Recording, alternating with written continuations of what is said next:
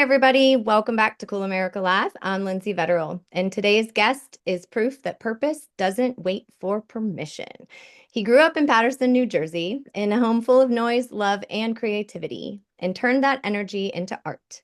From the stage to the screen, from The Good Cop to The Blacklist Redemption, O'Neill has built a career grounded in truth, humor, and heart.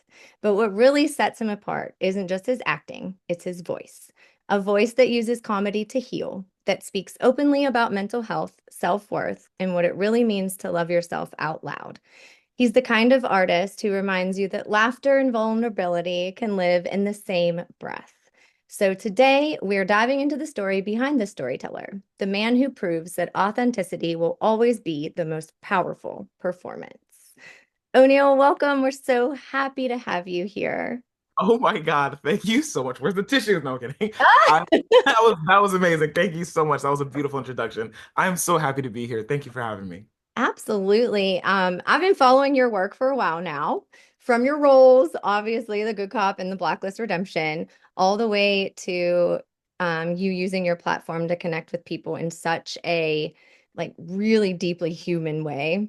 You've got this balance of humor and heart that's really hard to forget. Uh, so did that spark from your upbringing, or is that just you as a human? I think for me, it definitely comes from my upbringing and my childhood. I'm very close with my mom, and I don't know, like I feel like just kind of I've gotten a really great attachment with her growing up and having her just kind of show up for me in all aspects. So seeing her and how hard she worked and how much love she has for me and I have for her, it really kind of sparked something in me to like worked super hard and really wanted to just work on giving back to her for what she's ever given me. So yeah, a big part of who I am today is because of her and her hard work, her tenacity, and I just try to do at least a percentage of what she's done. Oh, that's so beautiful. And what a testament to your mom. So good job, mom. You did well. So you grew up in Paterson, New Jersey, and that is a city full of character, For sure. creativity, and hustle. hmm What is one story from your childhood that kind of still sticks with you? One story from my childhood. I mean, okay, I don't want to sound like so like not necessarily corporate but for me, it definitely is like my third grade Christmas show. It was a moment for me that was super pivotal into who I am today because that's the reason that I discovered my love for acting. It was like it was for me like the turning point in defining what my purpose is. And it happened at a third grade Christmas show that I did not want to be a part of. Um, I yeah, I love was that. I feel like four, so many five. people can relate to that. That's Yeah, amazing. I was totally like any 8 year old. I was terrified of being on the stage and like, oh my gosh, all these people are looking at me who I don't know. I'm being perceived. I don't like this at all. And I just had to like, bite my tongue, just kind of just center myself and focus. And I went on that stage and I delivered the gold and I got off because I had no lines. So all Oh, that all that anticipation just to do one action and come off. And after I got off, I was like, wait, that was really good. Like that didn't feel as bad as I thought it did. And no. yeah, at the curtain call, I just had this really, really like warm feeling in my heart when everyone was like standing up in applause and all that stuff, and everyone felt so happy and supportive of the kids on the stage. And I felt truly something I truly can't like forget for the rest of my life. And it was a warm thing in my heart. And I was like, in that moment, I think this is what I'm supposed to do. And I've been nurturing that ever since. Wow. And what a young age to know that. How That's lucky, you know? amazing. I Good for feel like very you. lucky. Thank you. Yes. Well, and I'm glad that third grade you Yeah. decided to do that because now everybody else gets to enjoy it too. Here we go. So you've talked about coming from a big close-knit family, and I imagine that that household was so full of energy.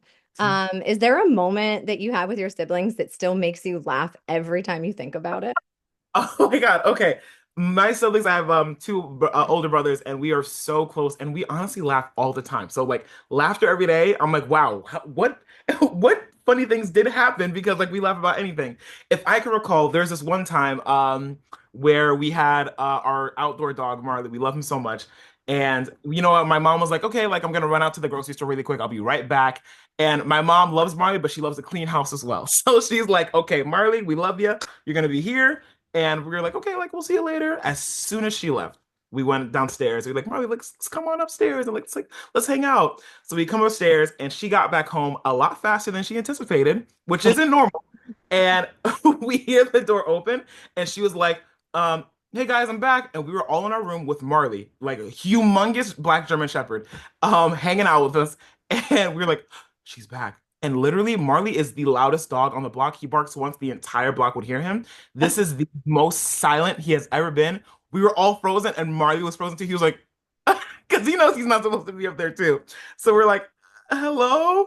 And she's like, where's Marley? I didn't see him coming up. And then as soon as she put one and one, two to two together, she knew. And she was like, all right, Marley, it's time to go. Come back downstairs. And Marley like literally did the most, I've never seen a 80-pound German Shepherd tiptoe Oh my gosh. right past to go back downstairs. It was the most funny. To this day, my mom even like we all laugh about it. It was such a funny story.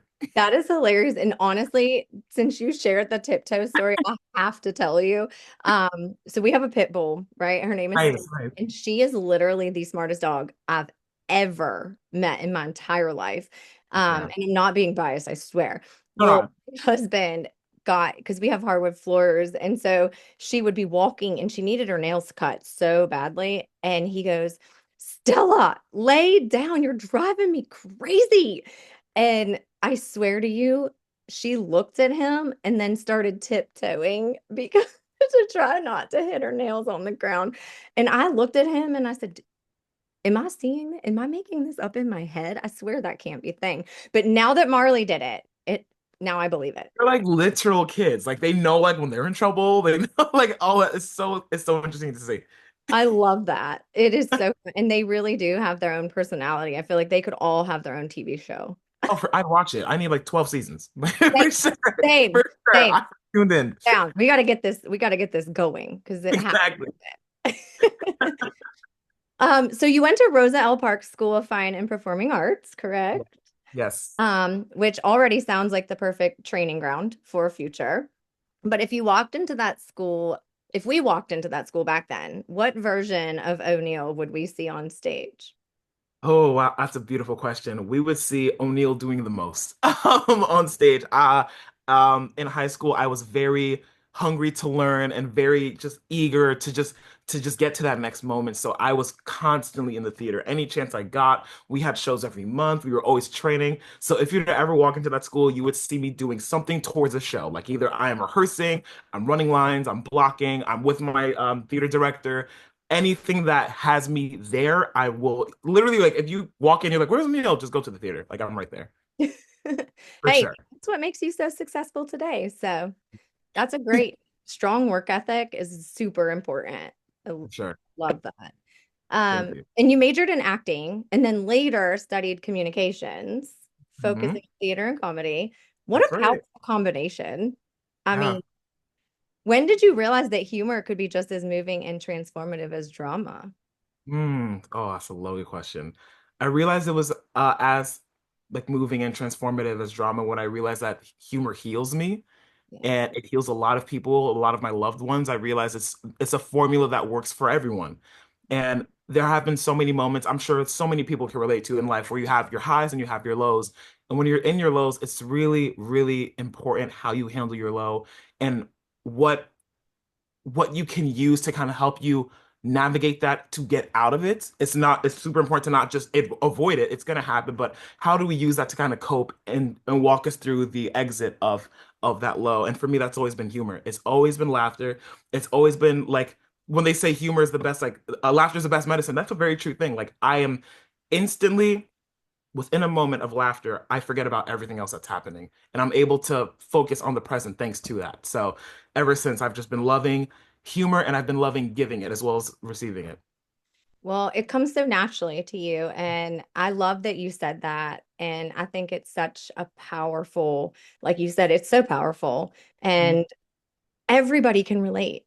So it's like this unity, like you Yeah. bring everybody together through comedy and laughter. And it, it does.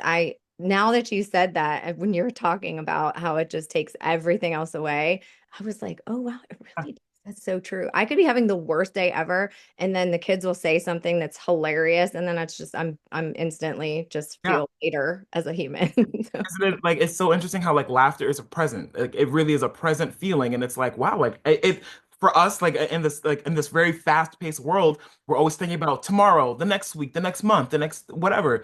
But when you're laughing, it's a very present thing that naturally as a human being we are just responding to in the moment. So it allows you to like really enjoy yourself in that moment. It's such a beautiful thing.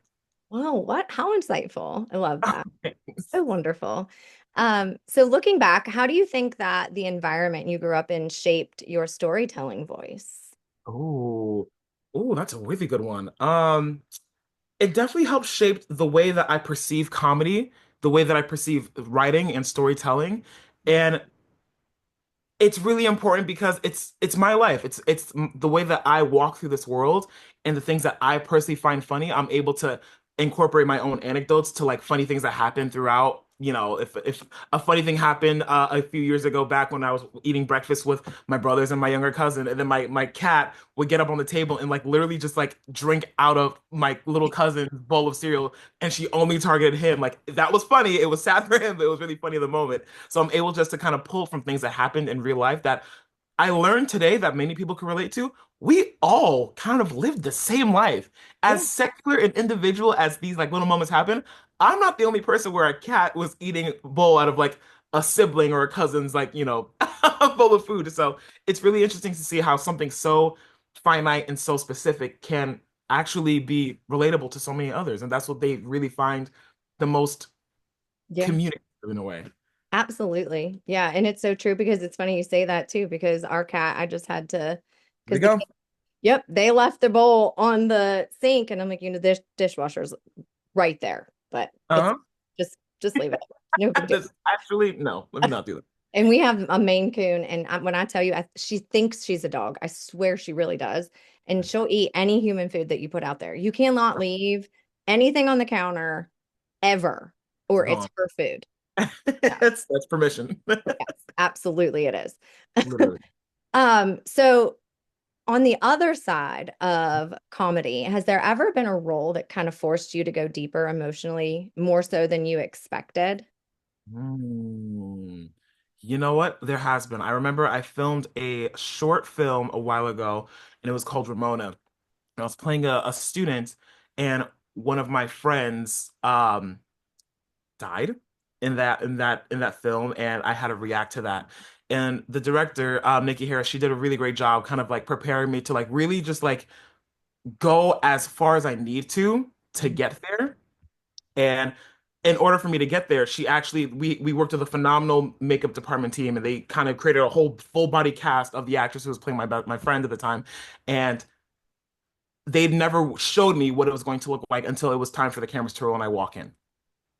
So I had no clue. They kept me away from like the makeup like area, like everything, and they said, "Okay, O'Neill, like we're ready to go." And I got to go in, and I got to see this room just like dressed in so much blood and gore, see my friend in this chair, and I reacted and I was like, okay.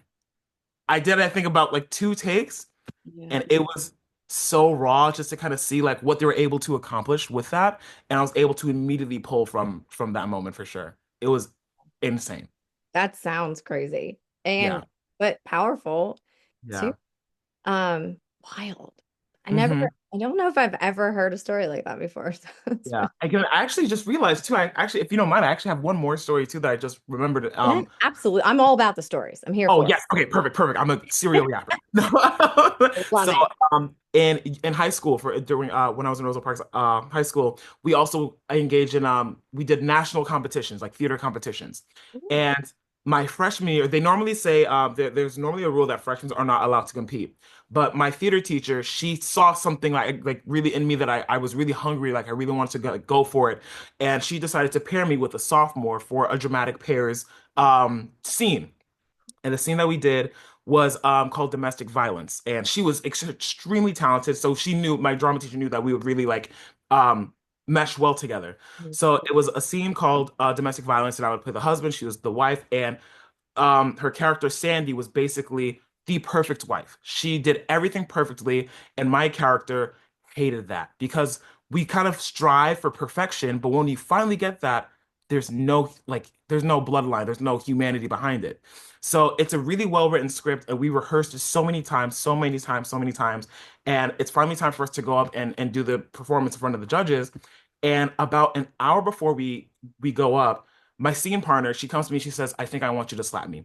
Fully out of the blue, she was like, I think I want you to physically slap me for the end of the scene. And because we were rehearsing it so many times and we really felt it, but that would have taken it there. Yeah. So she told me, she gave me permission 18,000 times because I was like, Yeah. I can imagine. and she was fully okay. And my theater teacher was there with us too to help us work through that.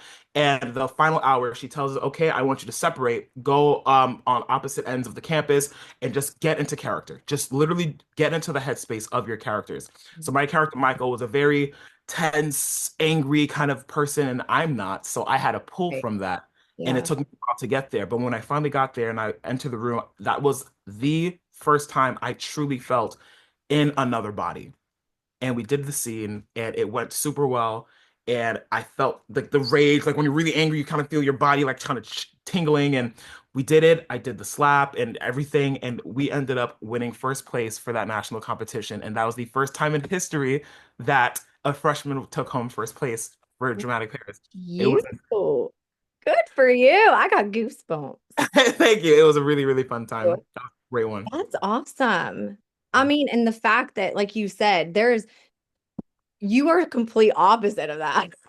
Took So me a while. I was like, "Ooh, it's you to scary to pull kind of be that here." off is incredible. And it just shows how good you are at what you do. Um, wow. I would, now I really want to watch it. I mean, I wish I Yeah, could see it. I know. Same here, actually. Has to be I out know. there somewhere. We got to ask Yeah, you. We got to find out. for sure. I have to like find the script and everything too. It was such a great script. Wow. It sounds powerful just talking about it. I can only imagine what the actual performance would have been. Thank you. Wild. But congratulations to you because You that's a feat for sure. Wonderful. appreciate it. So going back to that, because I know you said your teacher had she saw something in you. And that was actually ties to the next question that I really wanted to ask you was who was the first person to tell you you've got it? And like, Mm. did you believe them right away or did it take a minute to kind of see it for yourself? Easy, the easiest answer has to be my theater teacher. Her name is Tiffany Wilson, and yes, she was 1000% the first person that really was able to look me in the eye and say, "You have something so special."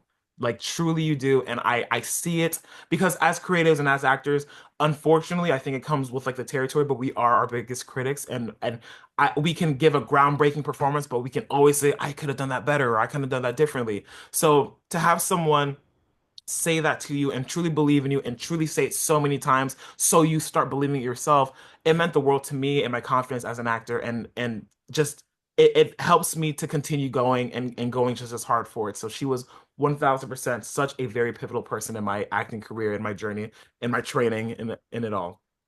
Yes, I love that. And so shout out to Miss Wilson. Yes, shout out this Wilson. She's gonna love that. Doing what you did because you helped bring us the O'Neill Thomas that we have today. So thank you for that. Shout out. We all appreciate it. I know I'm speaking on behalf of everybody right now. So, Thank um, so you've been like in a lot of different facets of this industry, and I feel like every actor learns the unspoken truths about the industry in their own way.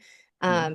But what is something about acting that nobody warned you about, you kind of had to learn on your own? Mm.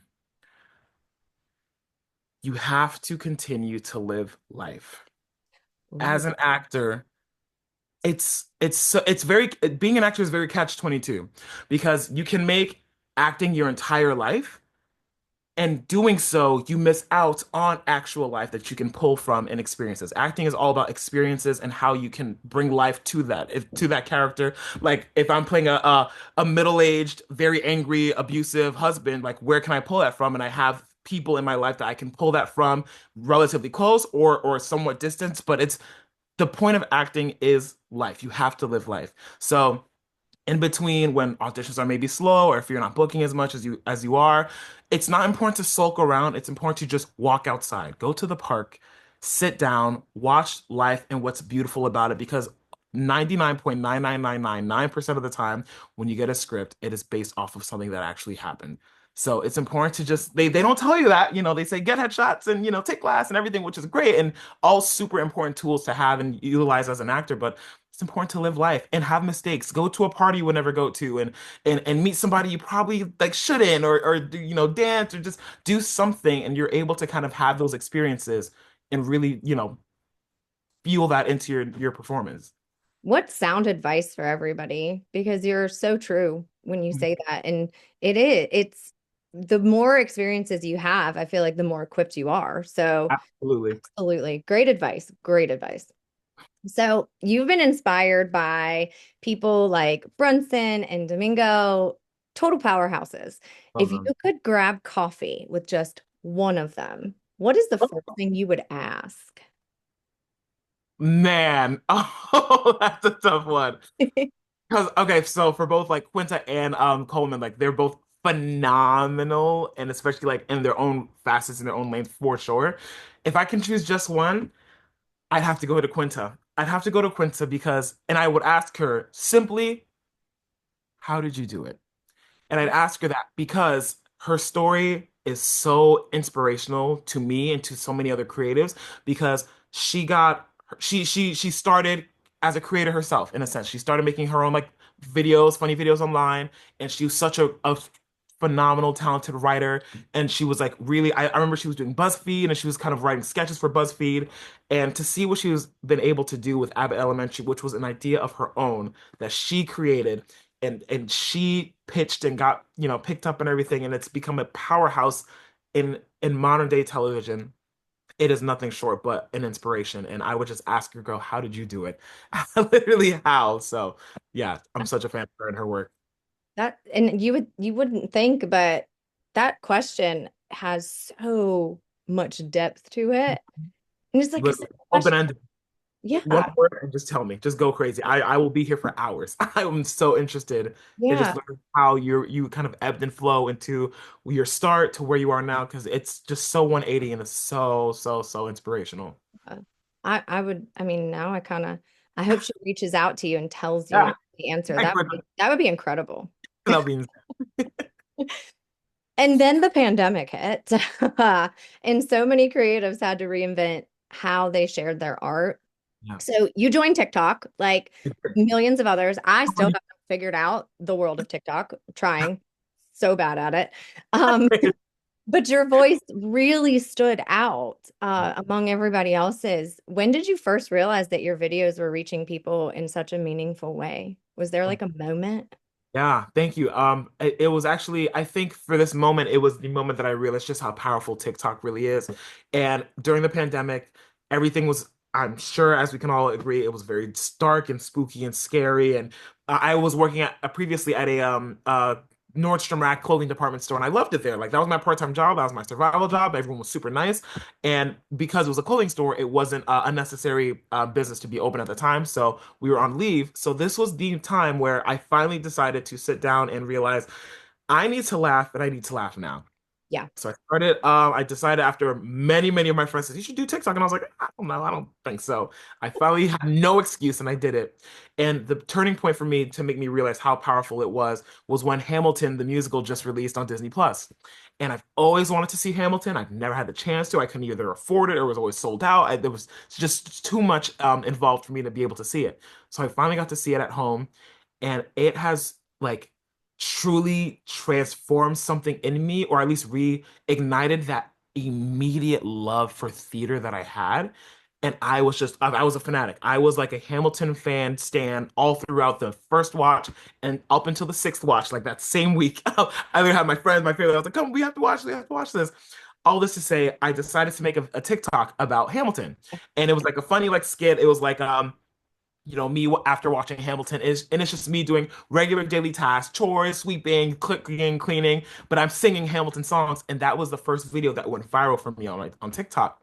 And I'm realizing in that moment, I'm seeing thousands of people all sharing the love, the same sentiment, the sheer community behind, I felt that too. And it showed me, oh, TikTok is about community. This is what it's all about. Like you're just supposed to like share things that people relate to and that they love and they hold on to. And from there, I did a few more videos and I gained my first 50,000 followers from doing Hamilton videos. And I just kept that ball going ever since. I've actually seen those. Oh, yes. I love them. Love them. They're so fun to make. I love it too. It's so fun. But yeah, and what a great thing and during that time frame too, because I mean, you probably can't even count the number of people you helped through such a difficult time. Yeah. So and that has to make it feel even sweeter, I would think. You know? 100%. That Yeah. like it was the purpose for sure. Like I was like if I can I told myself like if I can make just one person laugh because I had no idea how this worked and I was like I kind of just I don't want to make this a very difficult worky thing. Like I just want to laugh. Like the videos I've seen are so low lift and people just like talk or they show their cat and I'm like this is hilarious. I love this. I'm dying for hours. How can I do this? How can I make this as easy for me and as fun for people to just pick up their phones, watch something and just feel good about it. So I've been really lucky doing that. Well, and you have an incredible ability to weave humor and vulnerability together. So, Mhm. so I have to know, how do you decide when to keep something light versus when you need to give it a more serious tone? That's a really great question. I think it depends on the climate. I think it depends on, I do believe in and oh gosh, I'm blanking on the word. What's the word? It's gonna come back to me. Oh, it's gonna come back to me. I'm kind of blanking on it, but it depends on the climate for sure. It depends on where we are, as a community, as a nation, as a world. Like there are times where I'm like, okay, like today's a beautiful day, and I know people are enjoying their day, and I want to give them something to laugh about. But then there's times where maybe something a little bit too big is happening and I think it's important to talk about it. Or if something internally with me is happening and it's like, you know what, I don't want to ignore this and I don't feel like, propping up a camera and making someone laugh. I think I want to be able to speak out and say, I'm feeling this right now. It's not the best feeling. I'm not feeling okay, and that's okay. Because so many people are going through the same thing internally that they aren't going to share online. But sometimes it's nice to see that you're experiencing something that someone else maybe you even look up to on the same level. And it's really important to be like, wow, I feel seen through that. Like I really am not as alone as I felt like in that moment. And see, and that is something I love so much about you because you do have that gift whenever you talk about it and you're not afraid. Like you've got that bravery to Yeah. talk about these things that not everybody else would be able to do. But in doing so, it just shows how easily people can connect with you. Thank you. And like you said, you're helping somebody else because okay, so yeah, it doesn't help you whenever you're going through something hard, and somebody else is going through something hard, but at the same time, you're right, you don't feel so alone in that moment anymore. And that is so important, especially now, um, with everything, like all of the things going on in the world, and even more than that, too, like all of these younger children are on these social media sites, and Yeah. sometimes it's just so devastating, like in the Yeah. comments that they get and Yeah. easy access to their mental health, Yeah. So for you to be able to do that is Yeah. is incredibly powerful. Thank you. So powerful. Super agree. And you raised a great point about that too. I think we lucked out. I grew up in the generation of like we had TVs with commercial and we had like I was able to like watch Disney Channel, Nickelodeon, and like really get a lot of joy from that with no comment section. But now we're living in a space where we are getting such different vast levels of content and with that comes a comment section and that can be such a detrimental thing to very young impressionable viewers and I do my best to create a safe space for young viewers to be like you're okay, like you're valued, you're important. I don't want you to feel like you have to compare yourself to anybody else. Like this is don't overthink things because that's such an important age for them to overthink things and that's a very pivotal time in their life to define who they are. So if there's any way I can tell them you are just who you are special, you are valued, you are gifted. Don't feel like you have to be somebody else to be of value. I'm gonna do that every day. And you just did it again. So Oh. um, But yeah, no, it's funny you say that because we were just talking, my husband and I were just talking about it, and I was like, our poor children, we grew Yeah. up, I mean, I'm showing my age here, but Oh, we actually grew up in the yeah. 90s, like Yeah. elementary school, middle school, like high Mhm. school years. And we had to wait for our show to come back on. And we had to wait for our song to play on the radio again Yeah. to record it. And I'm Yeah. like, these kids, I'm like, they'll never know the actual struggles that we had to go through when we were young. The ringtones, like when I wanted like a nice ringtone, or if I have to like get the YouTube song and just put my phone so close to the speaker. My kids, when they complain about something about like, oh, well, I told them to get off their phone or something. I was like, listen, they didn't even have cell phones when I was your age, okay? There was Literally, no internet. I'm you older will than the win. internet. You will, you will survive, I promise. No, and they're like, you're so old. I'm like, yeah, I'm older than Google, okay? Yeah, That's hello. the thing. But yeah, so it's funny, but I love that. to bring some humor to I love it.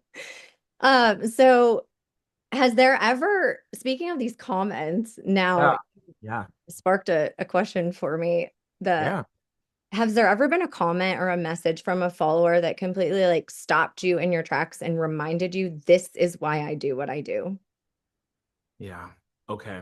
Just got chills. This actually happened literally probably under a month ago. Ooh. I was in Boston for a work trip and a very, very fun thing that I was filming and shooting over there. And I'm in my hotel room at night. I'm like kind of getting ready for bed. And it's so funny. I even in certain moments, like I get to do such cool things. We all lay our head to rest. And luckily enough, we're all able to lay our head to rest at night. And we have those moments of, okay, like stripped down everything and this is who I am. And I'm like kind of just going on my phones. We all check our phones before bed. And I'm checking my phone and I get a DM from a follower of mine. And she told me, she said, "Hi O'Neill, my daughter and I were both autistic and we absolutely have been loving your videos. I also have a series on YouTube, a long form series that I've been producing. And she was saying that her and her daughter absolutely love watching my stuff. And she sent me a video of her daughter like jamming out to like one of my like song like episodes and she wrote the most beautiful, heartfelt thank you to me, and I sobbed, fully sobbed, just like reading what they said and seeing like her amazing daughter, and just like how sweet it was for them to even reach out. Because a lot of the times people may like really respect someone, but they, kind of just feel like they shouldn't have to reach out or they don't want to. So it was perfect timing for me to see that, and that moment truly reminded me of like get out of your head. What you're doing is fine. Like you don't have to constantly push yourself and constantly have to go above and beyond. Like look at what you've done and look at what it does for other people. And that was a pure reminder of like that moment. And I was stuck. I was like, I can't believe that I was so fortunate enough to read this. Thank you. I told her myself, I was like, you have no idea how much you made my entire week. Like this was just amazing. Oh my goodness. So How sweet. Oh, incredible. yeah. I mean, social media can be such a beautiful thing, but it can be exhausting. Yes. Sure can. How do you protect your own mental health? Sorry. I don't know what's going on in my voice right now. How do you protect your own mental health when your content is often so emotionally open and vulnerable? That's a great question. I think for me, I truly prioritize Hmm. presence and being present and in the moment because it's so easy. I mean, with the amount of hours it can take for me to edit just one video, it is very easy for me to like not be present. So in the moments when social media can be very draining or overstimulating, I put the phone down, leave it in my room. I hang out with my family. I hang out with my loved ones, and I'm reminded of like this is the whole point all along. So it's really important for me to like find that balance of being showing up online and showing up in my videos and giving the joy to people. But a lot of the times you also have to, they always say watch out for your friendly, like check on your funny friends, because a lot of the times being the funny friend, being the person who gives out a lot of joy, they probably don't get as much back.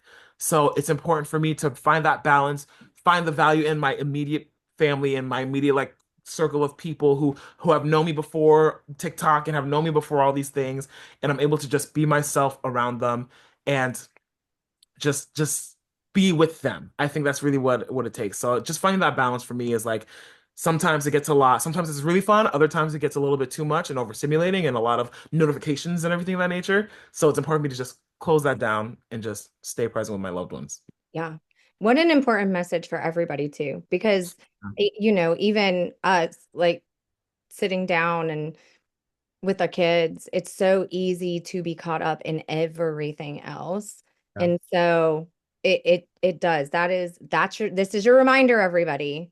Put the Hmm. phone down. Spend some time with the people that you love because Very important. that's where it's at. Yep. And it only takes 5 minutes.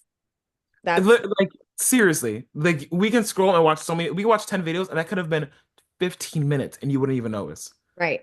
We Yeah. can do. So absorbed and just lost in it all the For time. sure. But yeah, what an important message. Oh, So that's your reminder. hello. Put your phones down. Yeah. Okay, be honest. If your TikTok account could talk, what would it say about you behind your back? Delete the drafts. Delete the drafts, sir. We are full. We are. There's too much of us in here to get rid of all of us. I have like. Do you want to take a guess? Do you want to take one guess of how many drafts Oh, I possibly have? oh gosh. Okay, listen, Math and I aren't friends. So let It's me okay. um oh, it has to be a high number. It has to be. Hmm, unfortunately. Okay. Is it more than 100? No, it's not. Oh my goodness. Okay, wait. I that alone, I have a lot of work to do. How many? How many is it? Collectively, 2,000. What? Oh my Yes. God. Yes, yeah. So I'm gonna say so collectively because I still have like my old phone. So my first phone that I started, I have that Oh, has the most. It has like about 1,500 drafts in just that one phone. And then yeah. I have a business phone where I do my main content stuff there as Yeah. well. There's like maybe 300. Then I just got this new phone that I also like kind of, and there's funny enough like about a good 200 in there. So I have some work to do. A lot of ideas come, and I'm like, all right, I'll put in the drafts. They just Oh never. my gosh. So now I have to ask, Yeah. how do you decide what makes the cut? You know what? It's a day by day kind of feeling. There are times where I plan out, I'm like, okay, I'm gonna make this video, and this is gonna go out this day, this day, this day. But then something happens really funny, and I'm like, wait, okay, I kind of have to make this right now. So I would like, depending on how fun I can execute the video, I'll film it and upload it at the same time. Other times I have ideas. So like in the spur of the moment, like an idea could come in, and I'm maybe like, with friends or something like that. And I'm like, okay, I'm gonna make a quick video. Um, blah blah blah blah blah with the caption just in mind, just so I don't forget it, and I just store it in there. But it's a mess right now. It is a creative mess right now. But it's creative genius. Yes. So Oh, thank you. there I is forgot. that. I'm gonna explain that. It's creative genius. It is. And I call it organized chaos. Okay. There you go. Exactly. That's how I live my life. That's my like mantra. Whereas my husband is so like everything is, and I'm like, no, it's not. It's just There it is. Just slap it right there. that's the way to live. That's how us creatives live. Okay. We teach each other. Yes, Oh, here. absolutely. So beyond the laughs, Yeah. your platform has such a strong heartbeat, and you are such an amazing advocate for mental health, especially within marginalized communities. What first inspired you to start speaking out so publicly? Thank you for that. Yeah. What started for me was the pattern. I realized that there's a pattern with my mental health, and there are times where it's stronger Yeah. versus where it's not as stronger. So for instance, for me, like the strongest time is during like the end of the year. They call it the seasonal depression time, where that can the sun. What it's so important what vitamin D can do for you, and when that is taken away from you for even a few more hours, that is detrimental to your mental health. So for me, during that time of the year, or just year round, I realized a pattern within myself where I do have such high highs, but sometimes those lows are a little too low, and sometimes it can get a little scary being there alone. And I remember moving into like my new place, and I just had some furniture coming in and everything. It was a really new moment in my life for me where I like was in my own space finally, and it happened to that I moved during that time and just a lot of things were going on and I was like I hate being in this headspace right now and I'm just not a fan of feeling this way. So if I'm feeling like this and I'm Mr. Giggles like all the time, I can imagine how someone else could feel on a constant basis. So I was like, you know what? Especially within the Black community too, I was like, I really feel like this is still something that feels taboo that shouldn't be. And if I'm able to just show people who look like me, who live very similar lives, and it's like they feel seen. And I think as human beings, we all want to be understood on whatever level that may be. So if I'm able to feel like, okay, guys, I'm not having a really good day right now, and this is why I'm at least very fortunate to like articulate my feelings and how I'm feeling in the moment and everything.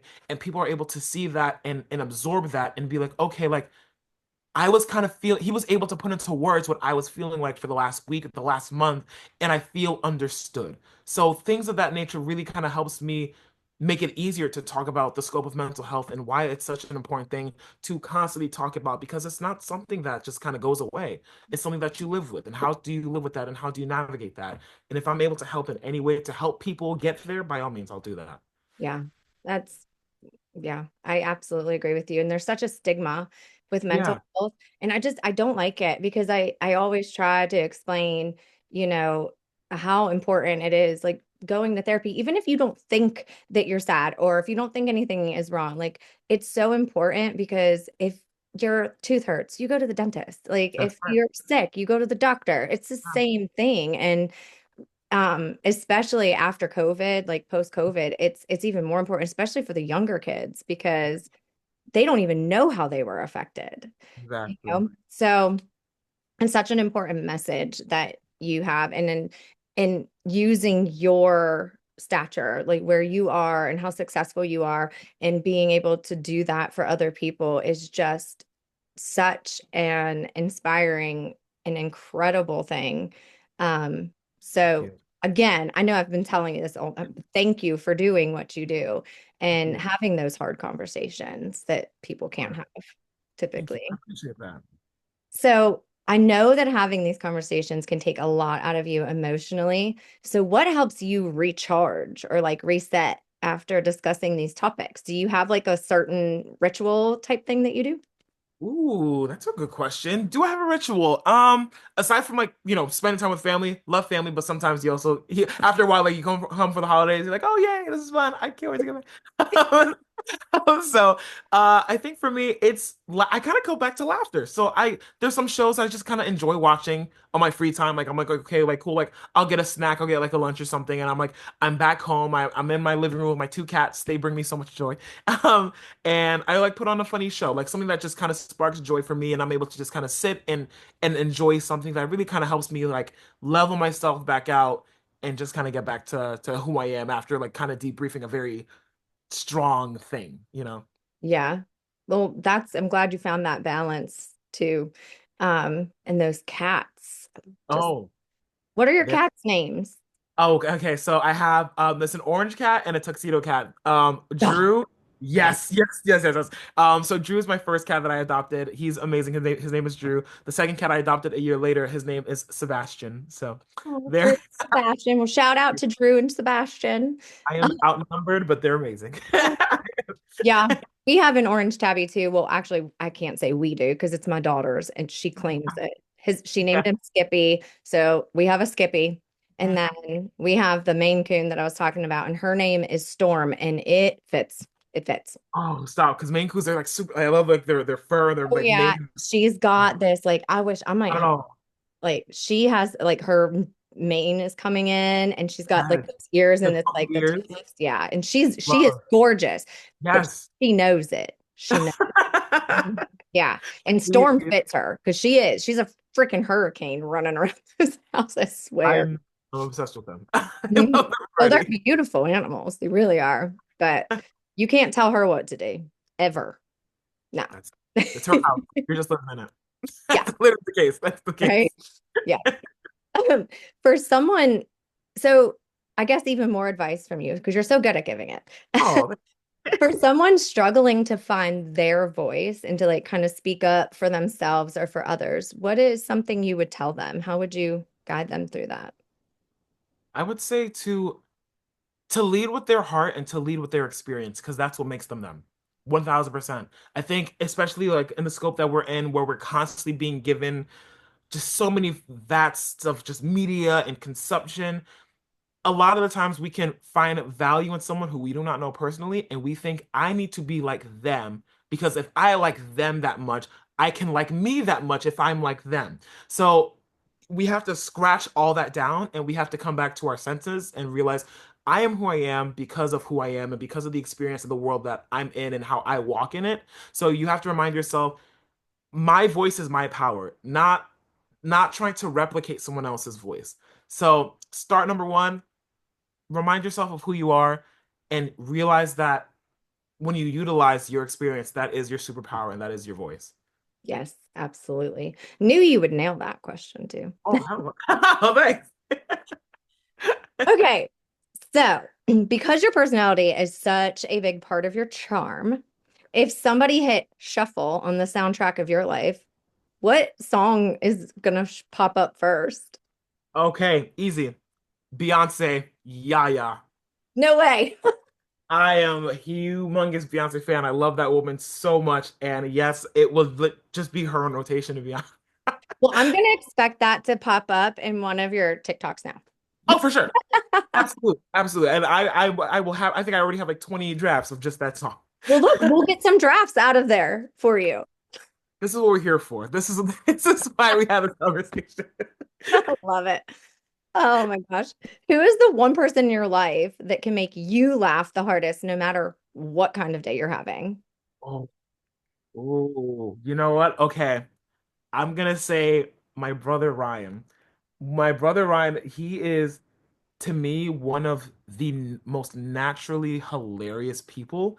It is some people it's just very effortless for them to just be super funny like on a whim, and we both share the same sense of humor. So I can be having such like any type of day, the minute like we kind of see each other, we debrief, we hang out, I know I've laughed at least 5 times. Like that's just like the shtick that we have together. So easily like my brother Ryan for sure.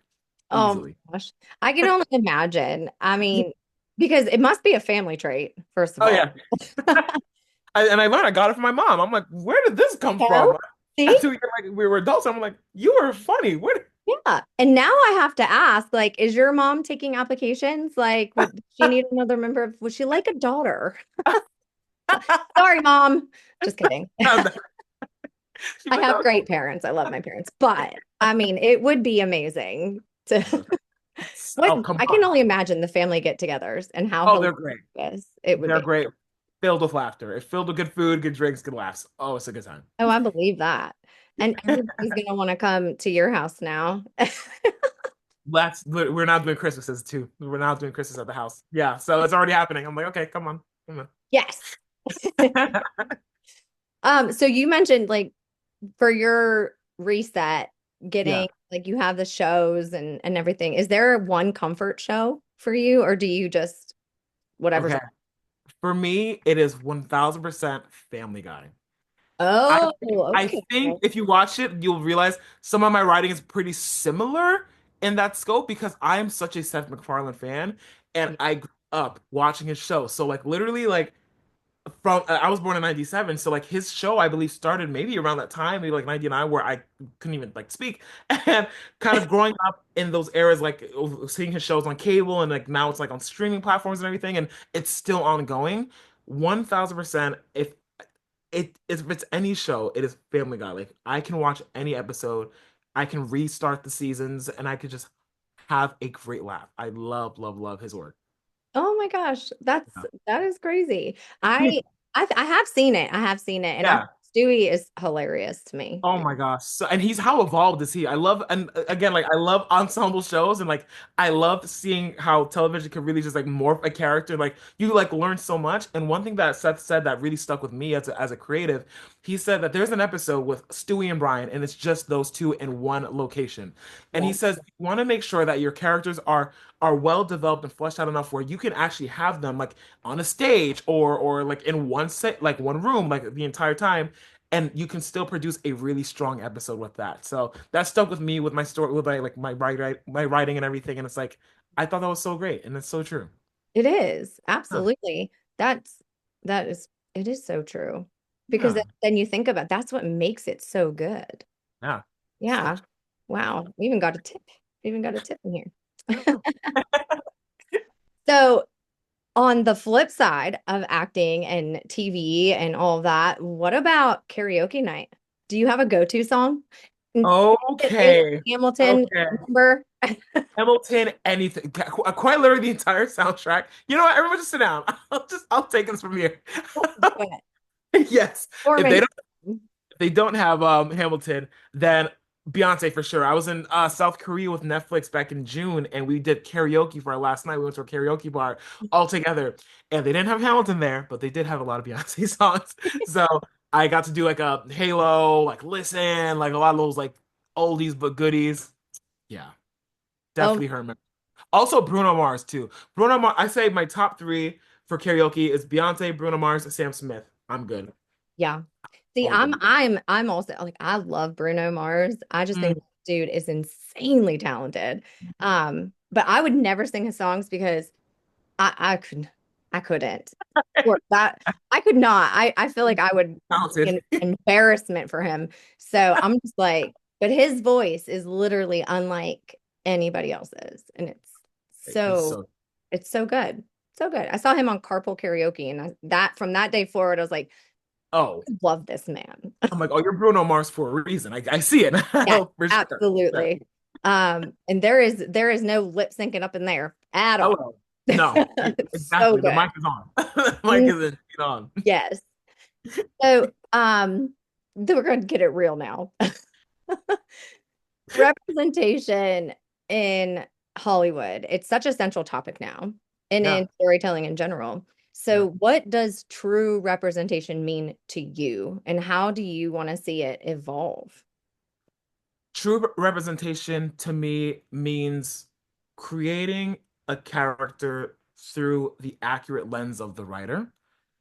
For instance, I think we can attest and we can all relate that there have been a few teen dramas or maybe teen movies that you're like, oh, this was written by somebody who's never experienced this like ever before. And you want to be able to kind of have that truth behind representation. Representation is all about truth, right?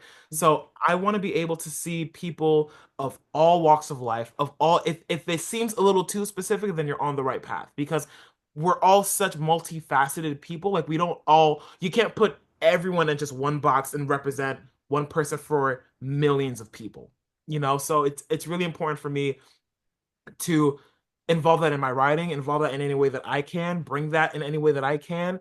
And I'm really, really happy that at least the industry is now realizing that that's what the masses crave. We want to crave seeing ourselves and our mistakes and our mess ups and our resolutions behind that. We want to see all that in the biggest media landscape that we can see. Yeah. Yeah. Yeah. Wonderfully spoken.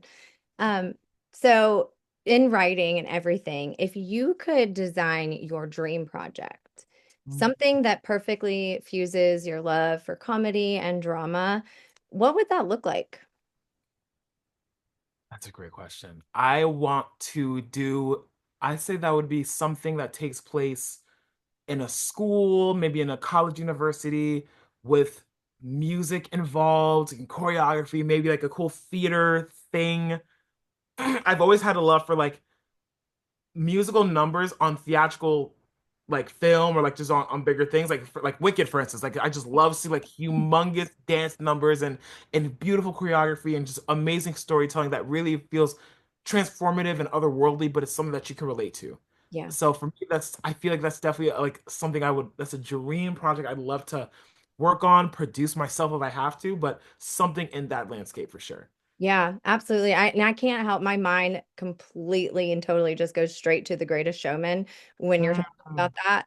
And Mm-hmm. my kids and I are obsessed with that movie. I have been since it came out, and we will still sit down and watch it to this day. And it's like we never saw it before because we are just oh, and the messages in it. There's so Yeah. many. I actually, when I was teaching, I actually used that to teach lessons for reading and writing about the depth of words and how you have to look behind it and everything like Mm-hmm. that because the messages of just accepting who you are, not just other people accepting you and being your true self and things like that. It and really seeing things and with empathy, really. Yes. Yes. So, I mean, I love the idea that you have. I think it would be powerful, but Yeah. no, it would be funny too. Has to be. Oh, for sure. Like I'm super awkward and I can easily like put like fun like awkward nuggets in there for sure. You have to. I love it. But I think they're some of the best shows and movies now that you say that I've watched is the Mhm. ones like that that have these like numbers that just pop So up. good. And yeah, And you because remember them a lot more too because yeah, of like those like moments, you know? yeah. And music Yeah. is so powerful in itself too. So it's just like all Love the great the arts. You're I like love the Greatest Showman soundtrack for sure. When you brought that up, I was like, oh, Reach for the Stars, yes. So good. good. It's so good. Yeah. Um, so when you take a step back and look at everything you've done so far, because you've done so much, what is a moment that still surprises you? Mm, man, that's a great question.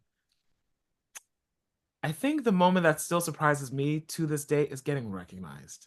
That's something where it's like, because again, like when I'm being creative and I'm putting out these things and people are consuming it, you kind of forget just how many people are consuming it. And when I'm able to like cross paths with someone who have loved the stuff that I've done, it really like always, it's never been a thing where I'm like, oh yeah, it's whatever. Like every singular time it happens, it's such a beautiful and powerful like testimony to like what you're doing works and it is truly impacting people on a positive level that you've always wanted when you first started out.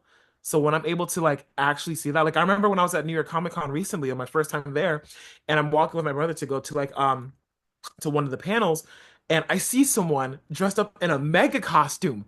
And I was like, I love, like from family, I was like, I love your mega costume. They saw me and their face lit up. They're like, oh my gosh, I love your video so much. You have done, like, they went into an entire, like, spiel.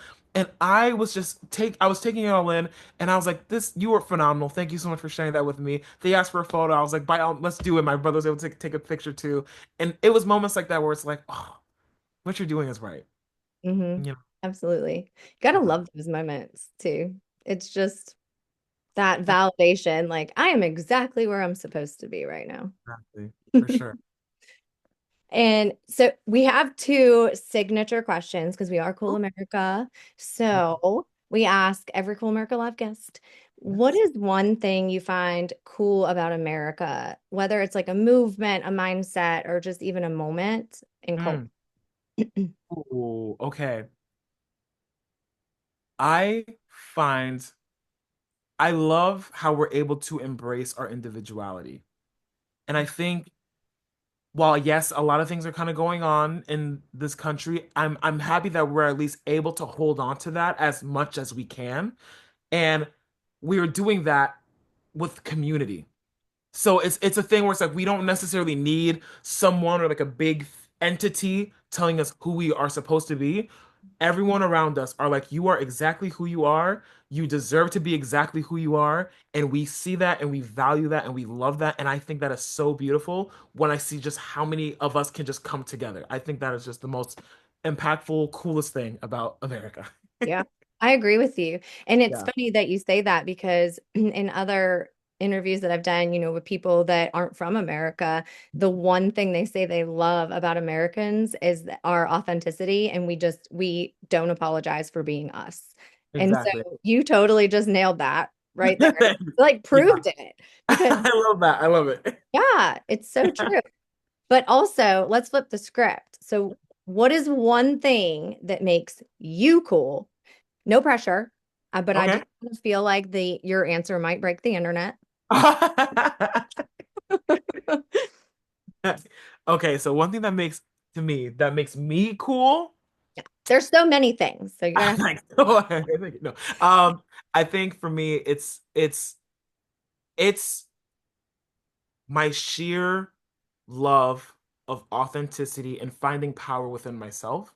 Because growing up, I was not confident. I really did not like the person that I was seeing. I was constantly comparing myself, and I think when I got to college and everything, I was in a completely different world, and I realized, oh, I'm not as bad as I think. I'm actually a lot cooler than I think. And when I walked in that power, all the right people started to kind of enter my life and all the wrong ones started to leave. So I think me being just who I am, as quirky as I am, as awkward as I am, I think that is the coolest thing about me. And, I love that so many people around me loves that too. I do. We all Yeah. do, for sure. And I mean, and I hate that this conversation has to end because honestly, this has literally been Oh my much God. fun and amazing. Um, it truly such a joy. Thank you. I literally, this has been such a phenomenal time speaking with you. I could talk to you for hours. I really can. I feel the same way. Well, you bring so much authenticity, humor, and heart to every single thing that you do, and it shows. And thank you so much for not only entertaining people, but reminding them that they are enough exactly as they are. Absolutely. Thank you so much. Thank you for providing this amazing platform for me to have this lovely conversation with you and just talk all good things about, what we're doing together. Absolutely. Well, there you have it. O'Neill brings light, honesty, and joy to every conversation and has this rare ability to make people laugh, reflect, and heal all at once. And that's a gift the world doesn't see enough of. What I love most about his journey is that it's not about chasing fame, it's about chasing connection and creating space for people to feel seen. He has turned pain into purpose and made vulnerability look powerful. And that is what Cool America is all about. Because cool isn't about image, it's about impact. And O'Neill is redefining both. I'm Lindsey Vettorel, and this has been Cool America Live, where we celebrate the artists who don't just act out stories, but breathe life into them.